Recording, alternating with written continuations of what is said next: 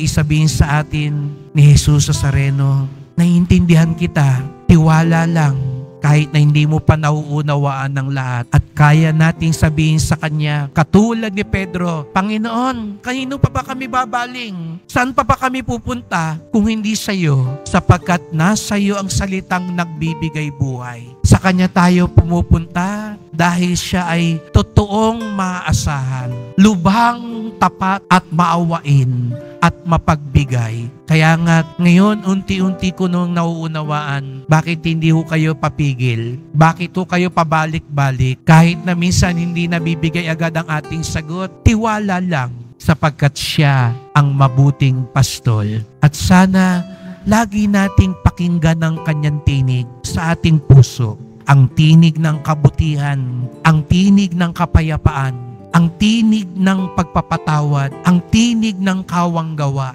ang tinig ng katarungan. Kapag araw-araw daw po, ito ang sinisikap nating pakinggan. Hindi lang daw ang pagtitiwala, kundi sa bandang huli, maging ang pangunawa ay magliliwanag sa atin.